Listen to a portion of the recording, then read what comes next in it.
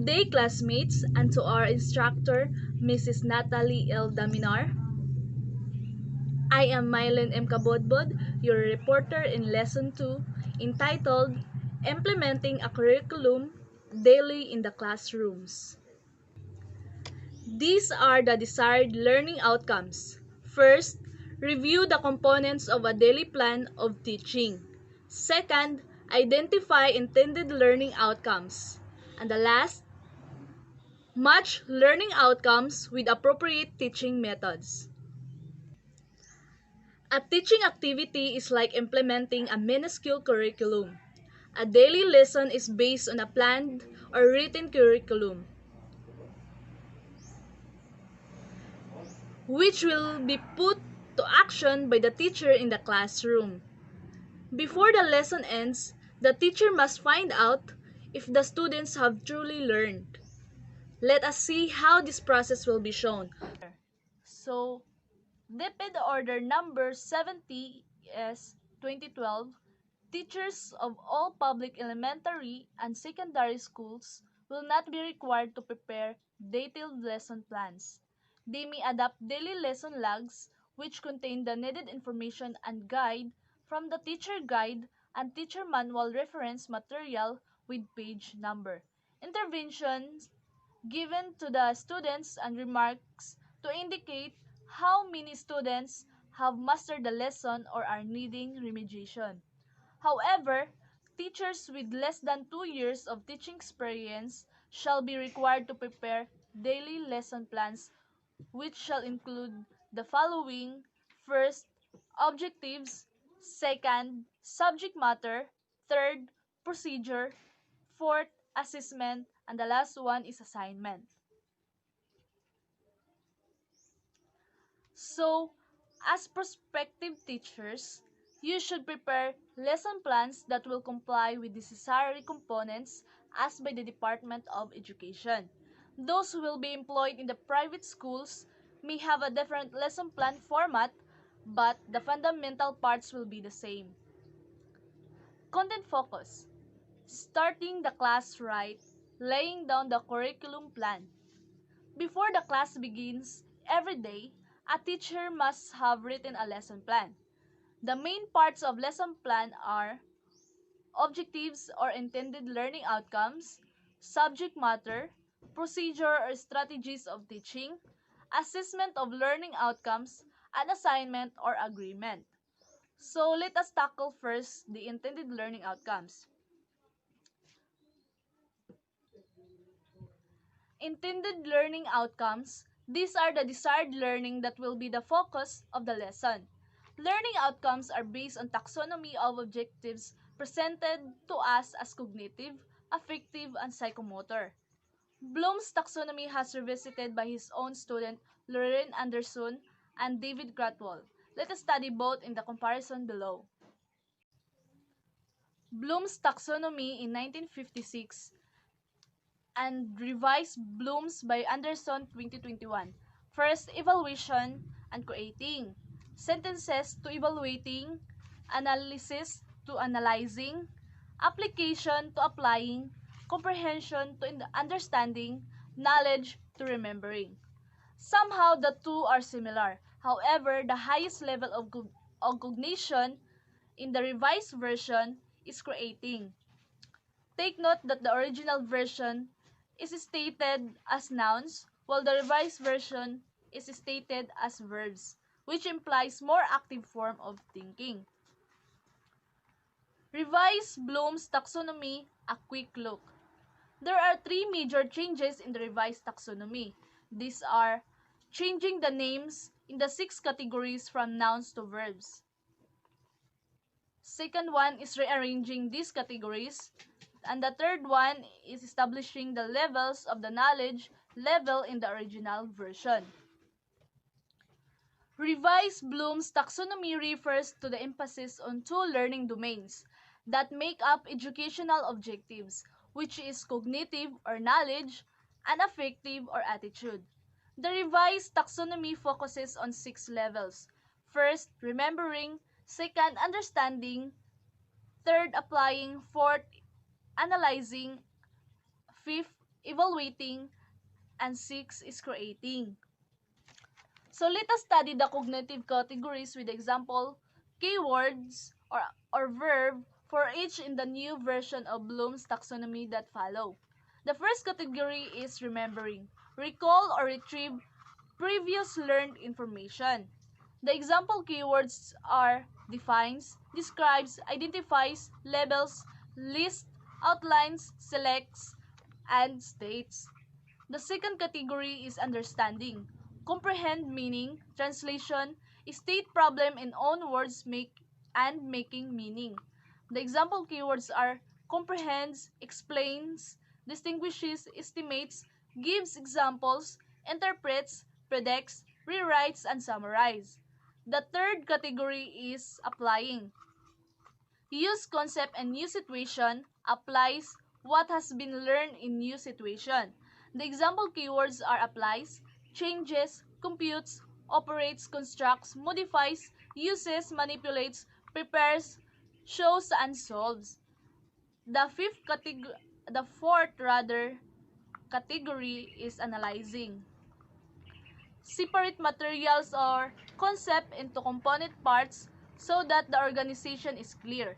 Distinguishes between facts and inferences. The example keywords are breakdown, compares, contrasts, diagrams, differentiates, discriminates, identifies, infers, outlines, relates, selects, and separate. The fifth category is evaluating.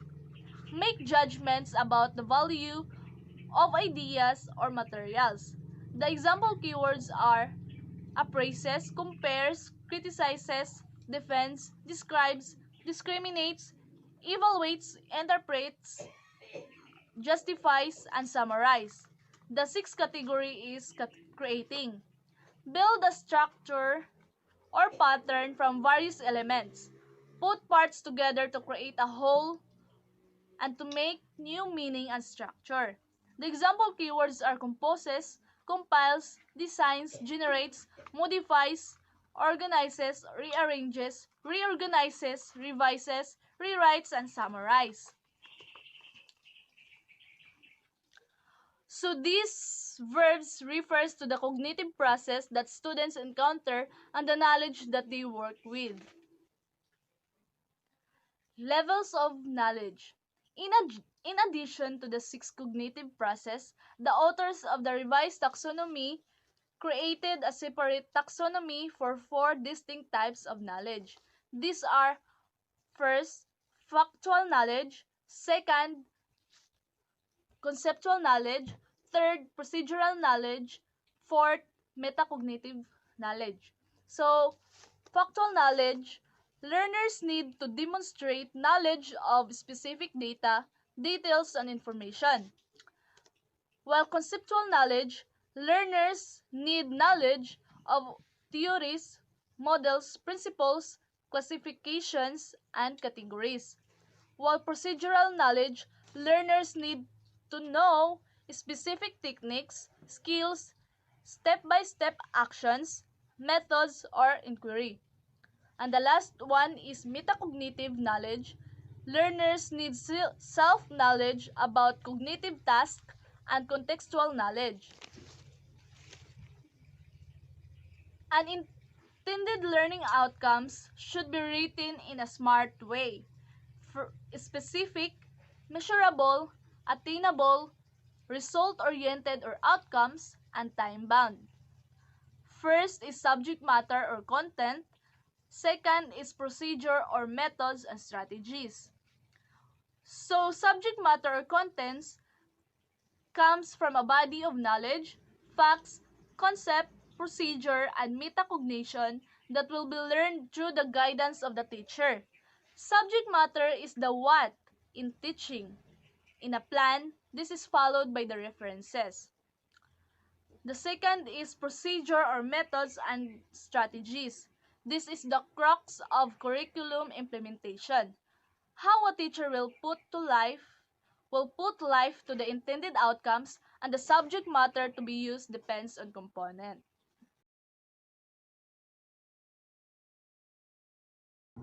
Good day, everyone. My name is Julina Ciolalo, and my report is the continuation of Mylene Kabudbud's report, the lesson to implementing a curriculum daily in the classrooms. My lesson is how will you, as a teacher, arrange a teaching learning situation which will engage students to learn? So, here are some points to remember. So, first, there are many ways of teaching for the different kinds of learners. So we all know that students have different characteristics, different ways on how to learn. Some are first fast learner and some are slow learner. So here are some guidelines. Corpus and Salandanan 2013 enumerated the following approaches and methods, which may be useful for the different kinds of learners. So first is the direct demonstration methods, which involves guided exploratory discovery approach, and the inquiry method, the problem-based learning, and the project method. The second one is the cooperative learning approaches, which involves peer tutoring, learning action cells, and think, pair, or share. Number 3 is the deductive or inductive approaches, which involves the project method, inquiry-based learning.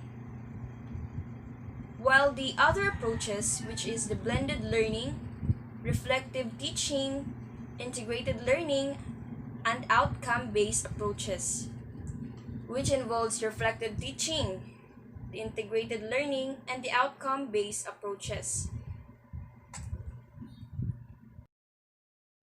So the second you must remember is the students have different learning styles. So of course, in this one, some students learn faster when they see or when they hear and when they're in action. So we will focus on the 3 learning styles, which is the visual, the auditory, and the kinesthetic. These 3 preferred styles can help teachers choose the method and materials they will use. So common characteristics. First, the visual. So in visual, they will use graphs, charts, pictures, tends to remember things that are written form. So the tips for teachers about learners in visual is to turn notes into pictures, diagram, maps, learn the big picture first, then details. Make mind maps and concept maps. Next is the auditory, which recalls information through hearing and speaking, prefers to be told how to do things orally, learns aloud. And the tips for teachers about learners in auditory is to record lectures and listen to these, repeat materials out loud, and read aloud. So the third one, which is the last one, is the kinesthetics. So prefers hands-on approach, demonstrates how to do rather than explain, likes group, work with hands-on minds. So the tips for teachers about learners is to learn something while doing another thing, like eat while studying, work while standing, like field work, do many things at one time. So next, or the third one to remember, is teaching and learning must be supported by instructional materials or IMS. Following Dale's cone of learning, which is visual device, can help teachers to make decision on what resources and materials will maximize learning. So here is the cone of learning. We remember 10% is what we remembered if we are reading.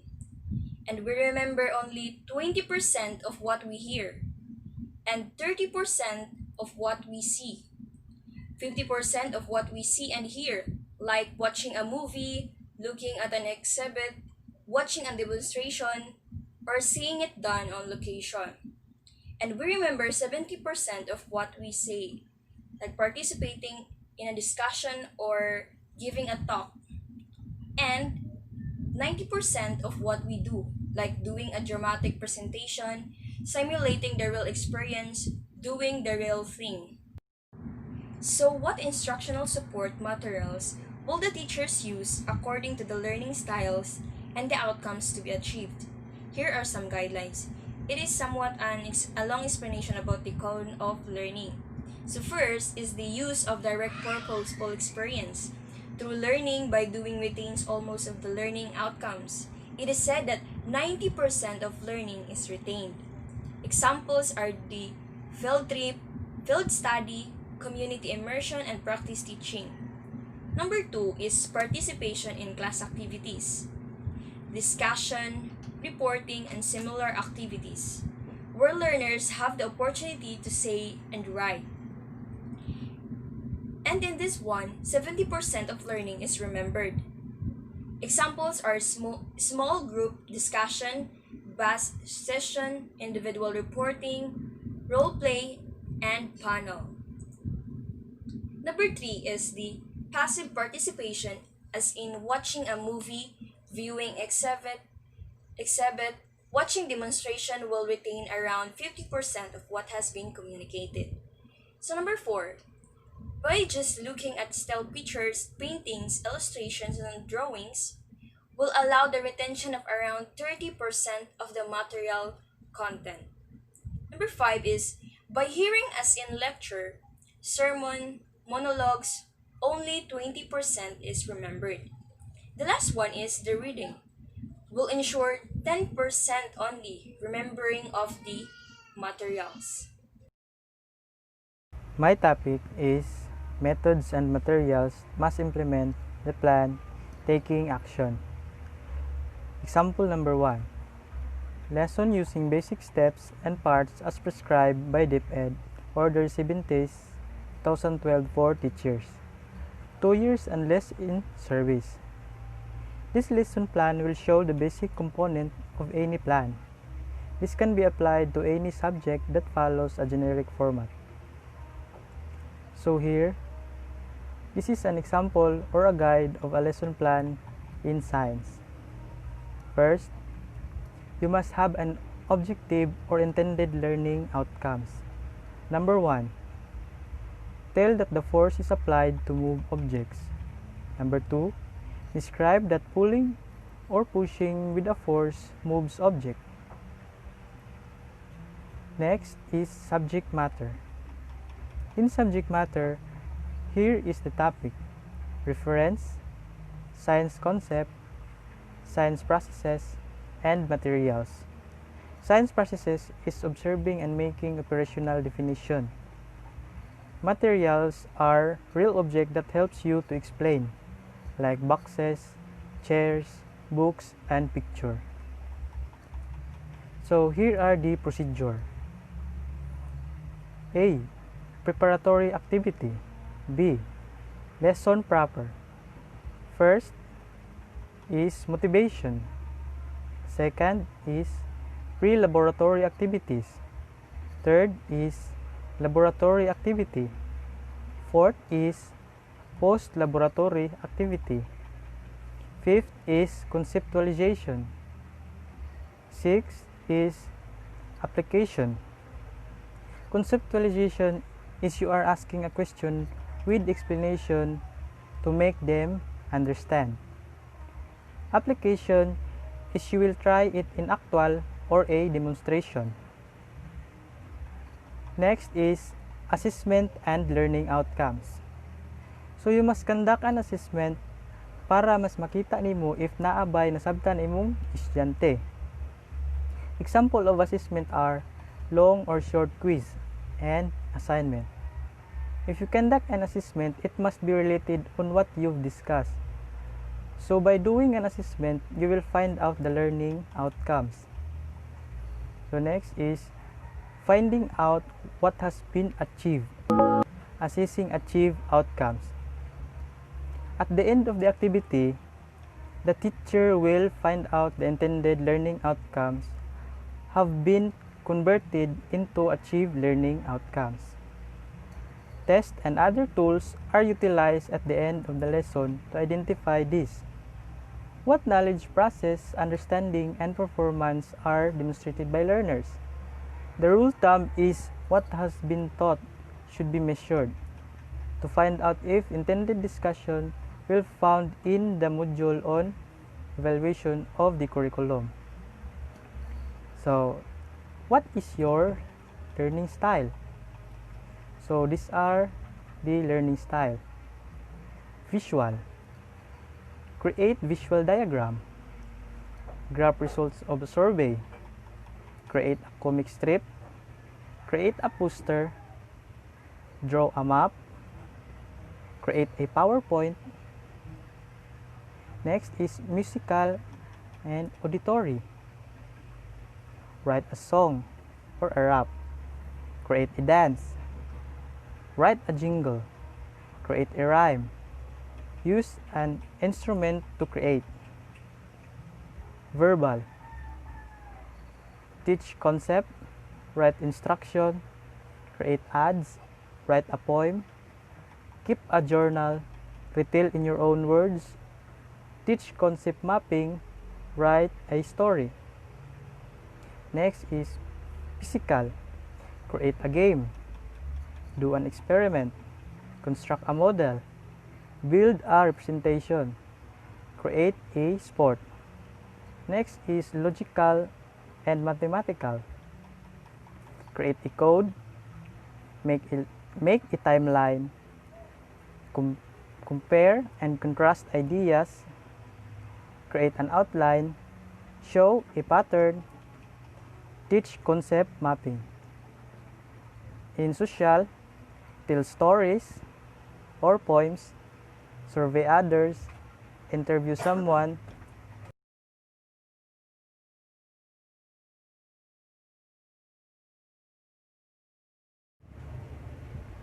In social, tell stories or poems, survey others, interview someone, teach a cooperative game, role play, hold a discussion. In solitary, research an area, keep a journal, write about personal experience, think about and plan, create a PowerPoint, read a book. In naturalism, collect and categorize data, materials, or ideas. Discover or experiment, take a field trip, adapt materials, label, and classify. So, we all learn in different ways. Pick your way to discover, think, create, and learn concepts in all areas. If you have more choice, then you have multiple learning style individual. So that's all. Thank you.